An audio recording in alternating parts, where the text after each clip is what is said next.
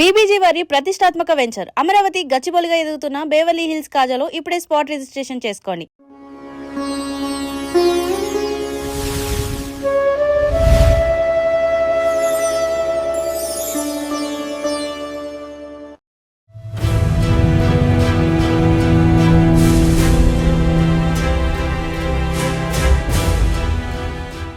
కురుక్షేత్ర యుద్ధానికి సరిగ్గా కొద్ది రోజుల ముందు హస్తినాపురంలో ఒక నిశ్శబ్ద యుద్ధం జరిగింది. అది ఆయుధాలతో జరిగిన యుద్ధం కాదు. ఒకవైపు అంధుడైన రాజు ధృతరాష్ట్రుడి మైండ్ గేమ్, మరోవైపు మహాజ్ఞాని అయిన విదురుడి ముక్కుసూటి హెచ్చరికల మధ్య జరిగిన సైకలాజికల్ వార్. ఈ సంభాషణ నేటి ఆధునిక ప్రపంచానికి కూడా ఒక పర్ఫెక్ట్ లైఫ్ గైడ్. ధాత్రి టీవీ అందిస్తున్న ఈ ప్రత్యేక విదురనీతి సిరీస్లో ఈ ఎపిసోడ్లో మీ జీవితాన్ని మార్చేసే 4 అద్భుతమైన జీవిత సత్యాలను, రాజకీయ వ్యూహాలను చర్చించుకోబోతున్నాం. మొదటి భాగంలో నలుగురు పొగిడితే పొంగిపోకుండా, విమర్శిస్తే కుంగిపోకుండా, సమాజానికి నిరంతరం మేలు చేసే ఒక నిజమైన మంచి వ్యక్తి ఎలా ఉంటాడో విదురుడి మాటల్లో తెలుసుకోబోతున్నాం. రెండో భాగంలో పైకి ఎంతో వినయంగా నటిస్తూ మాటల్లోనే 3 పెద్ద మెలికలు పెట్టి విదురుడిని ఇరుకున పెట్టాలని చూసిన ధృతరాష్ట్రుడి కుటిల రాజకీయ మైండ్ గేమ్ను డీకోడ్ చేయబోతున్నాం. మూడో భాగంలో ఎదుటివాడి ఆస్తిని, హక్కును అన్యాయంగా లాక్కుంటే అది ఎలా ప్రాణాంతకంగా మారుతుందో, మాంసం ముక్కకు ఆశపడి గాలాన్ని మింగే చేప ఉదాహరణతో విదురుడు వేసిన పవర్ఫుల్ కౌంటర్ చూడబోతున్నాం. ఇక చివరి 4వ భాగంలో రాత్రికి రాత్రే సక్సెస్ కావాలని తొందరపడి పచ్చి కాయను కోసేస్తే రుచితో పాటు విత్తనం కూడా ఎలా నాశనమవుతుందో, ఓపికతో కార్యసిద్ధిని ఎలా సాధించాలో తెలుసుకోబోతున్నాం. మహాభారతం కేవలం ఒక కథ కాదు, నేటి కార్పొరేట్, పొలిటికల్, పర్సనల్ లైఫ్కు ఒక అద్దం. విదురుడు చెప్పిన ఈ మంచి చెడులు మీ కళ్ళు తెరిపిస్తాయి. విషయంలోకి వెళ్లే ముందు వెంటనే ధాత్రి టీవీని సబ్స్క్రైబ్ చేసుకోండి. పక్కనే ఉన్న బెల్ ఐకాన్ను క్లిక్ చేయండి. ఫేస్బుక్, ఇన్స్టాగ్రామ్, ఎక్స్లో ధాత్రిని ఫాలో అవ్వండి. కామెంట్లలో మీ అభిప్రాయాలను పోస్ట్ చేయండి.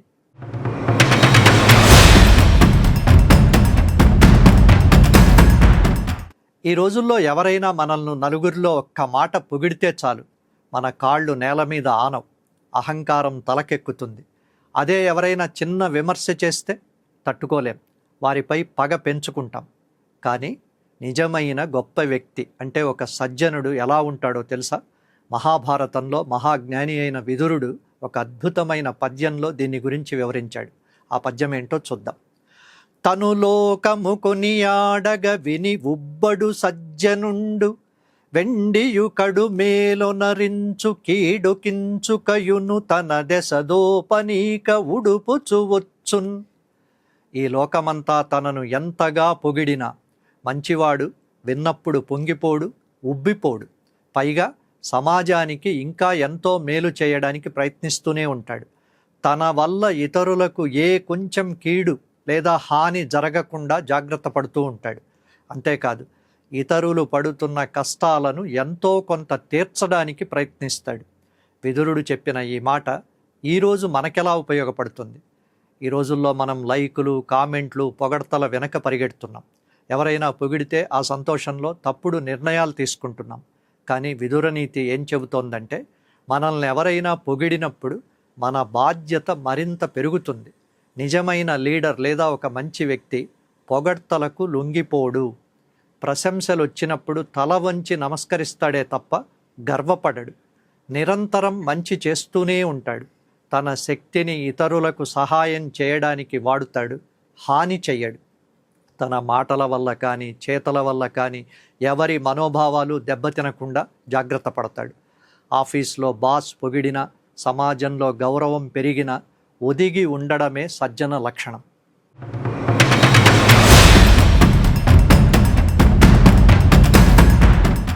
పైకి ఎంతో సాధువులా నటిస్తూ లోపల మాత్రం కుటిల వ్యూహాలు పన్నే మనుషులు మీకు ఎదురుపడే ఉంటారు. ఎదుటివాడు చెప్పే మంచి మాటలు వింటున్నట్టే నటిస్తూ చాలా సున్నితంగా వాటిని తిరస్కరించే సైకలాజికల్ గేమ్స్ ఆడేవారు మన చుట్టూ చాలామంది ఉంటారు. మహాభారతంలో ధృతరాష్ట్రుడు సరిగ్గా ఇలాంటి వాడే. ఆయన నివురుగప్పిన నిప్పు. విదురుడు చెప్తున్న హితబోధ నచ్చక ముఖం మీదే నచ్చలేదు అనకుండా మాటల్లోనే 3 పెద్ద మెలికలు పెట్టి విదురుడిని ఇరుకున పెట్టాడు. హితము కర్తవ్యమును నాకు నెరుగుదీవ ధర్మసుతు చందమును విదితంబు నీకు అట్లుగావున ఎరిగింపు మకిల కార్యజాతమును చిత్తతాపోపశమముగాగా. ధృతరాష్ట్రుడు విదురుడితో అంటున్నాడు, నాకు ఏది మేలో నేనేం చెయ్యాలో నాకంటే నీకే బాగా తెలుసు విదురా. అటు ధర్మరాజు పద్ధతి కూడా నీకు పూర్తిగా తెలిసిందే. కాబట్టి నా మనోవేదన తగ్గేలా నేనిప్పుడు ఏం చెయ్యాలో ఆ పనులన్నింటినీ నాకు వివరంగా చెప్పు అని అడుగుతున్నాడు. పైకి చూస్తే ఎంతో మంచి మాటలా ఉంది కదా, కానీ దీని వెనుక ఉన్న అసలు రాజకీయం వేరే ఉంది. తిక్కన ఈ పద్యంలో ధృతరాష్ట్రుడి మాటల వెనుక ఉన్న 3 పెద్ద మెలికలను, వ్యంగ్యాన్ని బయటపెట్టారు. మొదటి మెలిక హితవును తిరస్కరించడం. విదురుడు అంతకు ముందే ధృతరాష్ట్రుడికి హితవు చెప్పాడు. కానీ ధృతరాష్ట్రుడు మళ్ళీ నాకు హితవు చెప్పు అనడంలో అర్థం ఏంటంటే, నువ్వింతవరకు చెప్పిన మంచి మాటలు నాకు నచ్చలేదు, నేను వాటిని అంగీకరించట్లేదు అని సున్నితంగా తోసిపుచ్చడమే. ఇక రెండో మెలిక ధర్మరాజుపై నింద. నీకు ధర్మరాజు చందం అంటే పద్ధతి తెలుసు కదా అనడంలో ధృతరాష్ట్రుడి అంతరార్థం ఏంటంటే, ధర్మరాజు పైకి సజ్జనుడిగా కనిపిస్తున్నా లోపల మాత్రం యుద్ధం చేసి రాజ్యం గుంజుకోవాలనే కసితో సమయం కోసం ఎదురు చూస్తున్న మెత్తని పులి అని చెప్పడం. ఇక మూడో మెలిక తన స్వార్థానికి ప్రతివ్యూహం అడగడం. నా చిత్తతాపం తగ్గేలా చెప్పు అంటున్నాడంటే, నా కొడుకు దుర్యోధనుడికే రాజ్యం దక్కాలి, అది జరిగితేనే నా మనసు శాంతిస్తుంది, కాబట్టి ధర్మరాజు వ్యూహాన్ని దెబ్బ కొట్టే ప్రతివ్యూహం ఏంటో నా మనసెరిగి చెప్పు అని విదురుడిని ప్రచ్ఛన్నంగా అంటే ఇండైరెక్ట్గా అడుగుతున్నాడు. ధృతరాష్ట్రుడికి తన తప్పేంటో తెలుసు, విదురుడు చెప్పేది నిజమని తెలుసు. కానీ కొడుకు మీదున్న మోహంతో తన స్వార్థం నెరవేరేలా మాట్లాడమని విదురుడిని ఒక రకంగా బ్లాక్మెయిల్ చేస్తున్నాడు. నేటి రాజకీయాల్లోనూ కార్పొరేట్ ప్రపంచంలోనూ ఇలాంటి ధృతరాష్ట్రులను మనం రోజు చూస్తూనే ఉంటాం. వాళ్ళతో జాగ్రత్తగా ఉండాలి.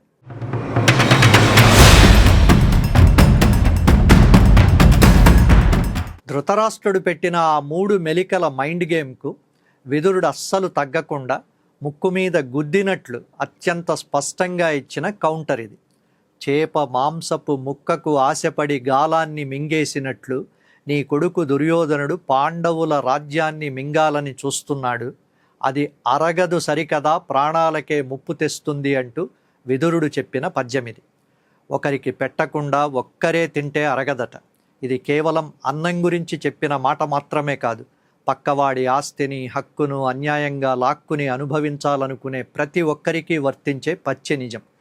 ధృతరాష్ట్రుడు ఎప్పుడైతే తన కొడుకు స్వార్థం కోసం ప్రతివ్యూహాలు అడిగాడో మహాజ్ఞాని అయిన విదురుడికి తీవ్రమైన కోపం వచ్చింది. ఇప్పటి వరకు ఎంతో వినయంగా మాట్లాడిన విదురుడు ఒక్కసారిగా ధృతరాష్ట్రుడి ముఖం మీదే గుద్దినట్లు, మీరు చేస్తున్నది తప్పు, దానివల్ల మీ వంశం సర్వనాశనమైపోతుంది అని కడిగి పారేశాడు. తెలుగుదనం ఉట్టిపడే ఆ నిష్ఠురమైన పద్యమేంటో ఇప్పుడు చూద్దాం. దక్కెను రాజ్యమంచున కటాయిటు తమ్ముని భాగమీక నీవెక్కటి మృంగజూచెదది ఎట్లరుగున్ విను మీనులోలతంగ్రక్కునన్ ఆమిషంబు చవిగాలము మృంగిన చాట్పు సూవె ఇట్లుక్కివుడైన నీ కొడుకు ఉల్లమునున్నటులాడగూడునే. విదురుడు అత్యంత చనువుతో అంతే చురుకు పుట్టేలా అంటున్నాడు. అయ్యో ధృతరాష్ట్ర, రాజ్యం మొత్తం మీ చేతికి చిక్కింది కదా అని తమ్ముడి కొడుకులైన పాండవుల వాటా వారికివ్వకుండా నువ్వొక్కడివే మొత్తం మింగేయాలని చూస్తున్నావు. కానీ ఆ అన్యాయపు సొమ్ము నీకెలా అరుగుతుంది? ఒక చేప పేరాసతో గాలానికున్న మాంసపు ముక్కను చూసి ఆశపడి దాంతోపాటు లోపలున్న గాలాన్ని కూడా మింగేస్తూ ఉంటుంది. ఆ తరువాత ఏమవుతుంది? ప్రాణం పోతుంది. ఇప్పుడు వంచకుడైన నీ కొడుకు దుర్యోధనుడు చేస్తున్నది కూడా అదే. వాడు మనసులో అనుకున్నట్లే అంతా జరిగిపోతే ఎలా? న్యాయం ధర్మం లేదా? నీ కొడుకు సామ్రాజ్యం ఒక్కటే కాదిది అని హెచ్చరించాడు. తిక్కన తెలుగు జాతీయాలను, పలుకుబడులను ఉపయోగించి రాసిన ఈ పద్యం నేటి ఆధునిక కాలానికి ఒక పర్ఫెక్ట్ వార్నింగ్. ఈ రోజుల్లో కూడా మన చుట్టూ చాలామంది సొంత అన్నదమ్ములను మోసం చేసి ఆస్తులు కొట్టేయాలని చూస్తుంటారు. అవినీతికి ఆశపడి కోట్లు కూడబెడతారు. వారు ఎలా ఆలోచిస్తారంటే అంతా నాకే దక్కింది, నేనే గెలిచాను అని సంబరపడిపోతూ ఉంటారు. కానీ విదుర్నీతి ఏం చెప్తోందంటే అన్యాయపు సొమ్ము అరగదు. ఎదుటివాడిని ఏడిపించి లాక్కున్నది ఏది మనకు దక్కదు కదా, అది మన ప్రశాంతతను, వంశాన్ని కూడా నాశనం చేస్తుంది. ఆశే గాలమవుతుంది. చేపకు మాంసం ముక్క మాత్రమే కనిపిస్తుంది, లోపల ఉన్న ప్రాణాంతకమైన గాలం కనిపించదు. అలాగే నేడు లంచాలు, అక్రమాస్తులనే ఆమిషం అంటే మాంసం ముక్క వెనుక కోర్టులు, జైళ్ళు, సమాజంలో అవమానాలనే గాలం దాగి ఉన్నాయి. మన కళ్ళ ముందే ఎంతోమంది పెద్ద పెద్ద లీడర్లు, బిజినెస్ మెన్లు అక్రమంగా సంపాదించి చివరికి గాలానికి చిక్కిన చేపల్లా ఎలా కొట్టుమిట్టాడుతున్నారో మనం చూస్తూనే ఉన్నాం.